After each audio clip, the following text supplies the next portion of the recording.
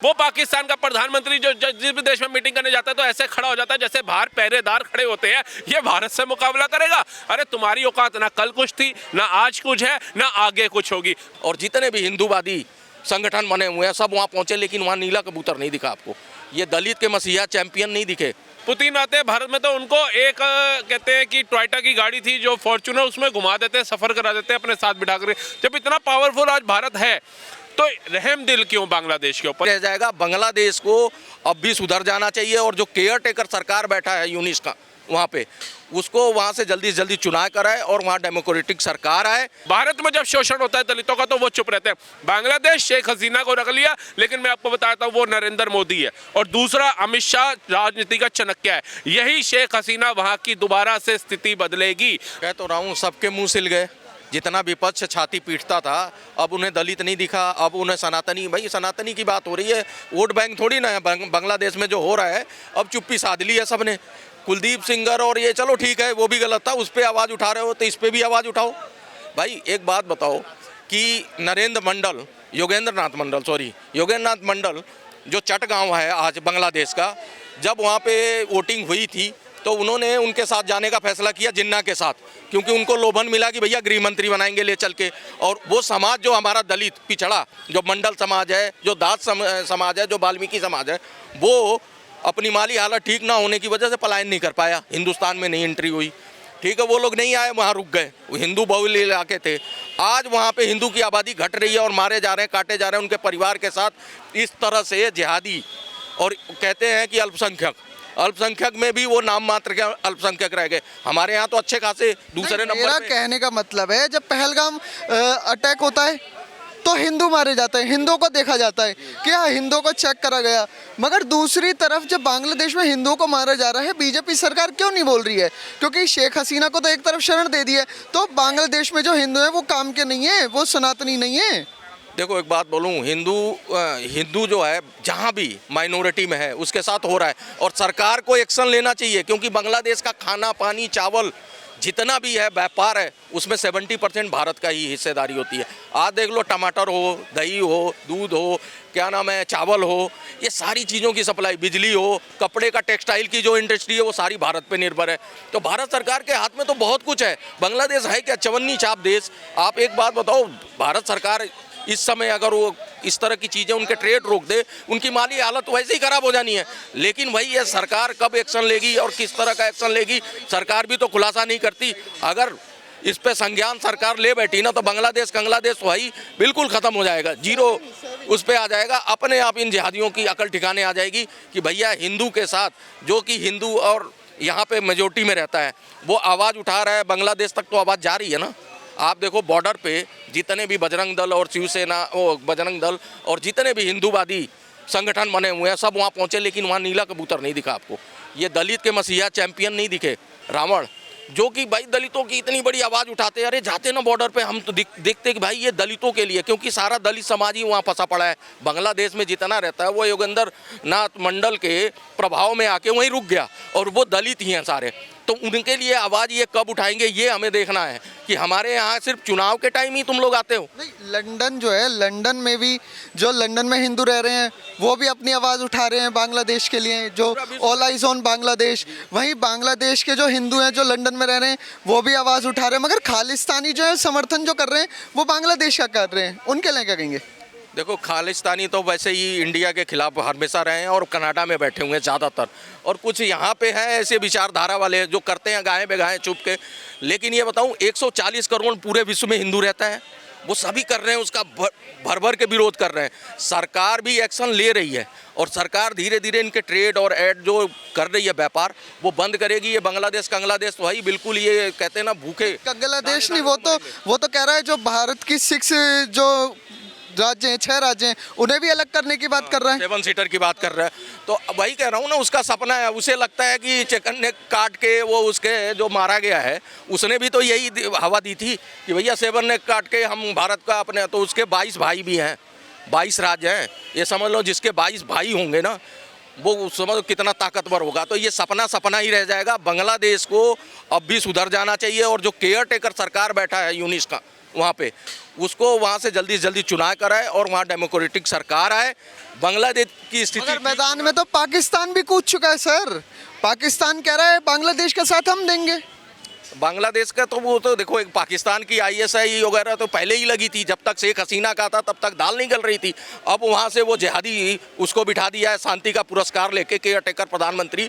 अब उसमें वो सारे कट्टरपंथी जाग गए और पाकिस्तान से मेलजोल बढ़ गया है। आज तुम देख लो, पाकिस्तान का समर्थन बांग्लादेश कर रहा है, जबकि उसे पता था कि एहसान तले भारत के था, कि भारत का ही एहसान है कि हमें जो है हमारा अपना देश मिला। ये बंगाली बोलते थे, मच्छी खाते थे, बदबू आती थी पाकिस्तानियों को, और ये कहते थे कि ये साले काले कुले होते हैं। टिक्का खान ने 30,000 औरतों का, बांग्लादेशियों का रेप किया था। इस तरह की अत्याचार से मुक्ति दिलाने वाला ये देश आज उसी के खिलाफ ये बोल रहे हैं बांग्लादेश वाले। इनको अकल ठिकाने तभी आएगी जब इनके रीढ़ पे वार होगा। इनकी टेक्सटाइल इंडस्ट्री सारी भारत से चलती, इनकी मशीनें जो अभी भारत ने उन्हें ट्रेड के लिए मतलब चावल वावल जो राहत सामग्री थी वो भी बेची है, जो दिया राहत सामग्री बांग्लादेश को दी है। मगर उन्हें हिंदू नहीं दिख रहे हैं, जो उधर के लोग हैं वो प्यारे हैं, मगर हिंदू प्यारे नहीं है। देखो, भारत सरकार ने ये बिफोर जो दीपू चंद की हत्या हुई, दीपू दास की, उससे पहले जो इन्होंने चावल वगैरह दिया था, अब जो रोक देना चाहिए। क्योंकि जब इस तरह की चीज़ें अभी अमित मंडल के साथ हुआ है, कितना खतरनाक, फिर वही वैसे ही जिहादियों ने किया है, तो इस तरह के वहाँ के हिंदू पीड़ित परिवार जो हैं वो कितने आहत होंगे कि जो बीजेपी सरकार है वो सनातनियों की सरकार है। तो इनको एक्शन लेना पड़ेगा, और इनके जितने भी ट्रेड हैं और जो इनके बिजली उजली का, जैसे हमारे अडानी का सारा वहाँ पे लगा हुआ है प्लांट, तो ये अडानी वगैरह को भी अपना हाथ पीछे खींचना चाहिए। बांग्लादेश बनने में टाइम नहीं लगेगा, अभी तो चलो ठीक है, लेकिन आगे और गर्त में और गड्ढे में ही जा रहा है, और गड्ढे में डालने का काम वहाँ के प्रधानमंत्री जो केयर टेकर है वो कर रहा है। क्योंकि डेमोक्रेटिक सरकार तो आनी नहीं है और ना ही चुन के आएगी। शेख हसीना 80% सीट लेके आई थी, उनको इन्हीं जिहादियों ने तख्ता पलट करके और आज हमारे देश में शरण लेके बैठी हुई हैं।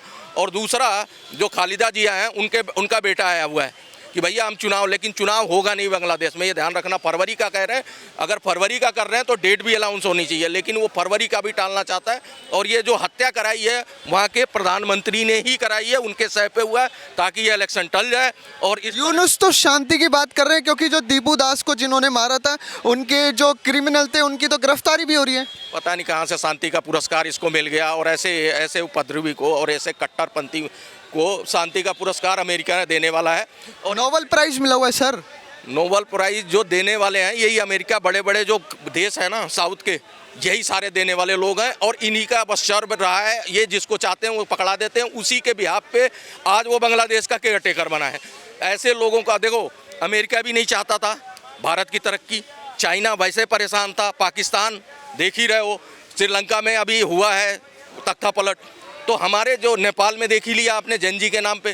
तो ये सारी चीज़ें इसलिए हो रही, लोगों के अंदर जो विश्व के ताकतवर देश हैं उनको ये लग रहा है कि भारत इतनी तरक्की, इतना ग्रोथ हो कैसे रही है, मतलब भारत को रोकना चाहते हैं। हाँ, ये रोकने का जो ना इन्होंने बनाया है कि भैया इस तरह से नहीं, इस तरह से अगर बांग्लादेश में पड़ोस में होगा तो भारत की जो तरक्की है जरूर डिस्टर्ब होगी, जरूर रुकेगी, बाधा पड़ेगी, इसमें स्पीड ब्रेकर जो है उसका काम करेगा, इसलिए सब हुआ है। और ये सारी चीज़ें प्रोपगेंडा एक नहीं, पूरा बवंडर बनाया गया है।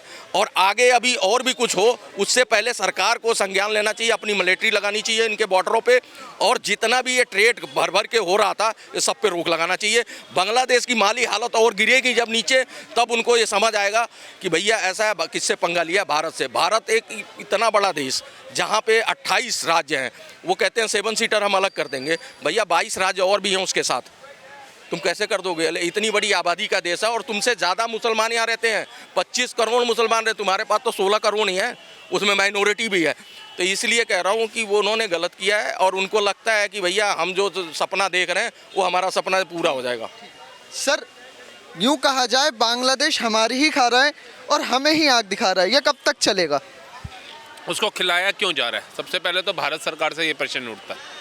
ठीक है, प्रोटोकॉल होता है, इंटरनेशनल प्रोटोकॉल होता है, लेकिन उसके अंदर कटौती तो करी जा सकती है, उसको मुंह तोड़ तो जवाब दिया जा सकता है। जब पाकिस्तान को आज मुंह तोड़ जवाब दिया जा रहा है, वो तो कुछ भी नहीं है। जब अमेरिका की आंख में आंख डाल करके नरेंद्र मोदी बात कर सकते हैं, और वो टैरिफ भी बढ़ा देता है, तब भी रशिया से तेल लेना बंद नहीं करते नरेंद्र मोदी। और जब पुतिन आते हैं भारत में तो उनको एक कहते हैं कि टोयोटा की गाड़ी थी जो फॉर्च्यूनर, उसमें घुमा देते हैं, सफ़र करा देते हैं अपने साथ बिठा कर। जब इतना पावरफुल आज भारत है, तो रहम दिल क्यों बांग्लादेश के ऊपर? ये प्रश्न आज मेरे नहीं हर एक युवा के मन में होगा। वही तो बात है।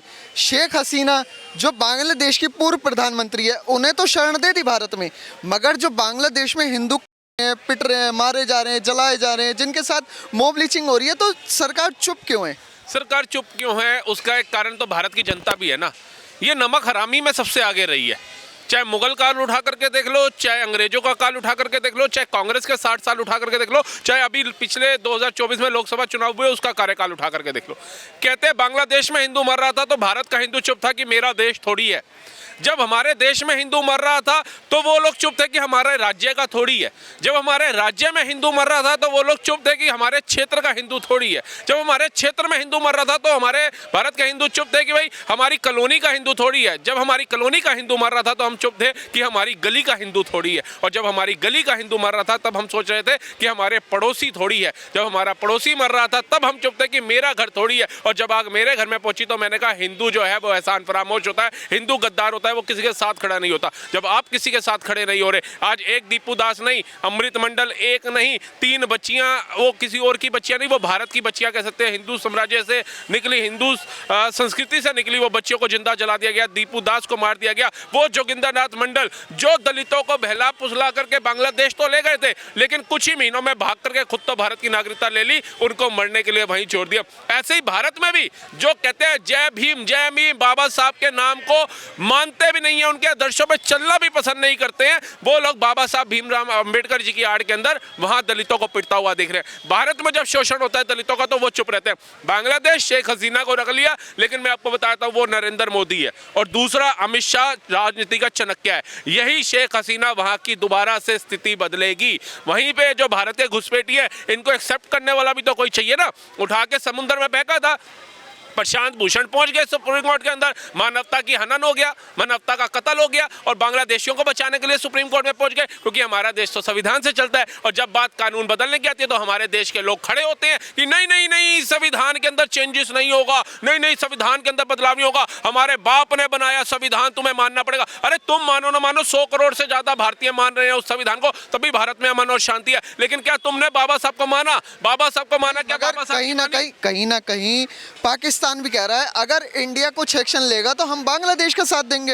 अरे आटा देखो, आटा कहां से मिलना है तुम्हें? एक्शन छोड़ो, तुम्हारी औकात गई। तुम्हारा वो राष्ट्रपति का कल ही बयान आ गया है कि भैया मुझे तो बंकर में जाने को बोल दिया था जब भारत ने हमला किया था। तुम्हारे राष्ट्रपति का बयान आ गया है, और भारत में बैठे कुछ चमचे जिनकी चाट चाट करके जीभ भी नहीं घिसी 60 सालों के अंदर, वो कहते थे नरेंद्र मोदी झुक गया, नरेंद्र ने सरेंडर कर दिया। जाओ वहां का वो जरधारी जो राष्ट्रपति है उसका बयान कल का देखो कि उसने क्या कहा कि भैया भारत ने ऐसा खौफनाक हमला हमारे ऊपर कर दिया था कि मुझे बंकर में भेजने की मुहिम चला दी गई थी और मैं बंकर में छुपने चला गया था। तो इससे बड़ा सबूत क्या लोगे? वो पाकिस्तान जो अपनी आवाम को आटा नहीं दे पा रहा, वो भारत के साथ युद्ध करेगा दोबारा? उसकी औकात है? वो पाकिस्तान का प्रधानमंत्री जो जिस भी देश में मीटिंग करने जाता है तो ऐसे खड़ा हो जाता है जैसे बाहर पहरेदार खड़े होते हैं, ये भारत से मुकाबला करेगा? अरे तुम्हारी औकात ना कल कुछ थी, ना आज कुछ है, ना आगे कुछ होगी। वही बांग्लादेश का भी मैं आपको बताता हूं, आज नहीं तो कल अज्ञात व्यक्ति जो है वहां जिहादियों को 72 हुरों के पास पहुंचा रहा है। अब वो अज्ञात व्यक्ति कौन है, कहां से गया है,